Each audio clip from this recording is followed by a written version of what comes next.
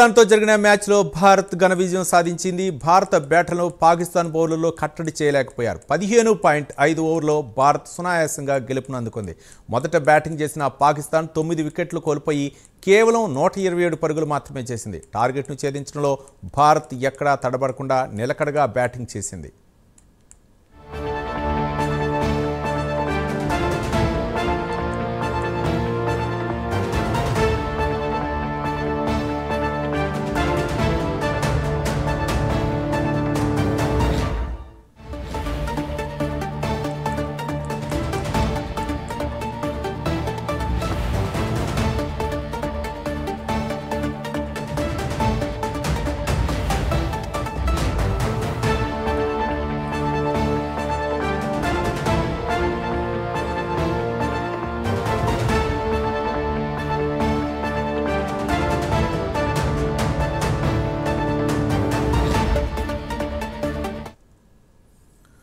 పాకిస్తాన్తో జరిగిన క్రికెట్ మ్యాచ్లో భారత్ ఘన విజయం సాధించింది. భారత బ్యాటర్లను పాకిస్తాన్ బౌలర్లు కట్టడి చేయలేకపోయారు. 15.5 ఓవర్లో భారత్ సునాయాసంగా గెలుపునందుకుంది.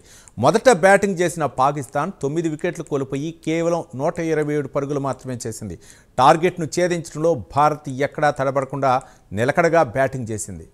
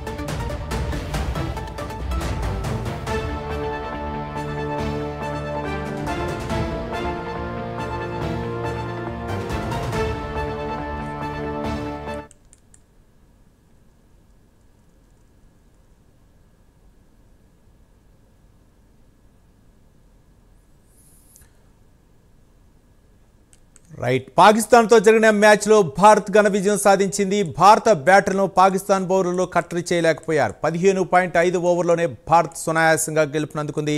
మొదట బ్యాటింగ్ చేసిన పాకిస్తాన్ 9 వికెట్లు కోల్పోయి కేవలం 127 పరుగులు మాత్రమే చేసింది. టార్గెట్ను ఛేదించడంలో భారత్ ఎక్కడా తడబడకుండా నిలకడగా బ్యాటింగ్ చేసింది. ఇదే అంశానికి సంబంధించి మరిన్ని వివరాలు మా నేషనల్ బ్యూరో చీఫ్ కళ మరిన్ని వివరాలు అందిస్తారు. కళ, రవి, దాదాపు ఒక బ్రేకింగ్ న్యూస్ అని చెప్పవచ్చు. పాకిస్తాన్ పై భారత్ ఘన విజయం సాధించింది. పహల్గావ్ దాడి తర్వాత జరిగినటువంటి మొట్టమొదటిసారి ఇండియా పాకిస్తాన్ ఏదైతే క్రికెట్ మ్యాచ్ ఆడింది, ఇందులో ఏదైతే యుద్ధ రంగంలో ఏ విధంగా అయితే భారత్ పైచేయి అయిందో మరొకసారి క్రికెట్ దాంట్లో కూడా మనదే పైచేయి అనేది మరొకసారి నిరూపించుకున్నాము. దాదాపు ఇప్పటి వరకు కూడా ఏదైతే 19 సార్లు కూడా ఇండియా పాకిస్తాన్ ఏదైతే క్రికెట్ రంగంలో పోటీ పడింది, ఇప్పటి వరకు కూడా 10 సార్లు భారత్దే పైచేయింది. మరొకసారి ఇండియా ఏదైతే పాకిస్తాన్ భారత్ మధ్య జరిగినటువంటి ఎంతో ఉత్కంఠతో జరిగినటువంటి మ్యాచ్ లో మాత్రము దాదాపు దుబాయ్ వేదికగా ఎంతో కట్టుదిట్టమైనటువంటి ఎన్ని నిరసనలు ఎదురవుతున్నా కానీ మరొకసారి కూడా పాకిస్తాన్ మీద భారత్ ఘన విజయం సాధించింది. యావత్ భారతదేశం అంతా కూడా సోషల్ మీడియా వేదిక కూడా హోరెత్తుతున్నటువంటి శుభాకాంక్షలతో హోరెత్తుతున్నటువంటిది అని చెప్పవచ్చు. అయితే ఇక్కడ ఏదైతే 127 తో ఏదైతే పాకిస్తాన్ ముగిసినటువంటిది మొదటి ఓవర్ లో దాదాపు 9 వికెట్లతో తన పాకిస్తాన్ ఓవర్స్ కూడా కంప్లీట్ చేసుకుంది. అయితే ఇక్కడ ఇండియా ఏదైతే బ్యాటింగ్ ప్రారంభించి ముందర కూడా దాదాపు 3 వికెట్లతో కూడా అంటే 99 పరుగుల వరకు కూడా 3 వికెట్లతోటే ఉన్నది. కానీ ఎట్టకేలకు మాత్రము చాలా సునాయాసంగా పాకిస్తాన్ మీద విజయం సాధించింది. కానీ పాకిస్తాన్ మ్యాచ్ ఆడేటప్పుడు మాత్రము ఒకటి మాత్రం ఇక్కడ మనం ఒక ముఖ్యమైన విషయాన్ని ఇక్కడ చెప్పాలి. దాదాపు నల్ల బ్యాడ్జీలు ధరించి ఇండియా క్రికెట్ ఆడాలనేటువంటిది మొట్టమొదటి నిర్ణయం తీసుకున్నారు భారత జట్టు.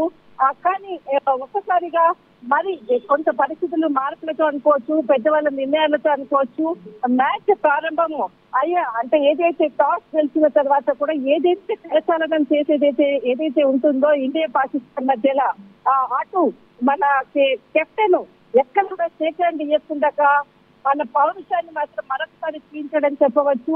ఈ అంశాన్ని దాదాపు మ్యాచ్ అయినప్పటి నుంచి కూడా ప్రతి ఒక్కరు ఇదే అంశాన్ని కూడా చాలా అంటే మన ఇండియా పౌరుషాన్ని మాత్రం మరొకసారి చూపించాడు అంటూ కూడా ప్రశంసలు కురిపిస్తున్నటువంటిది. కానీ ఇక్కడ ఏదైతే 127 ఇక్కడ స్కోర్ తోటి ఖచ్చితంగా విజయం సాధించే దిశగా కూడా చాలా పకడ్బందీగా ఇక్కడ మన భారత్ దాదాపు చాలా సునాయాసంగా దాదాపు 5 ఓవర్లలోనే లక్ష్యాన్ని ఛేదించింది. దాదాపు అభిషేక్ శర్మ 13 బంతుల్లో 31 ఓవర్స్, సూర్యకుమార్ 45 రన్స్, తర్వాత తిలక్ వర్మ 31. ఆ తర్వాత మ్యాచ్ చాలా ఈజీగా సునాయాసంగా పాకిస్తాన్ పై గెలిచి మరొకసారి భారత పతాకాన్ని కీర్తి శిఖరాలకు ఎగురవేసిందని చెప్పవచ్చు. పహల్గావ్ దాడి తర్వాత ఖచ్చితంగా మేము భారత్ పై విజయం సాధిస్తామన్నటువంటిది 20 రోజుల నుంచి ప్రాక్టీస్ చేశాము, మాకు కీర్తి చాలా అనుకూలంగా ఉంది అంటూ ప్రగల్భాలు పలికినటువంటి పాకిస్తాన్ కెప్టెన్లకు ముఖ్యంతలు మన బౌలర్లు మాత్రం ముఖ్యంతలతో పరదపించినటువంటిదని చెప్పవచ్చు. మరొకసారి భారత కీర్తి కిరీటాలు ఒక్కసారిగా రెపరెపలాడించినటువంటి దుబాయ్ స్టేడియంలో దీనికి సంబంధించినటువంటి మరొక మ్యాచ్ ఈ నెల 13వ తేదీన జరగనుంది.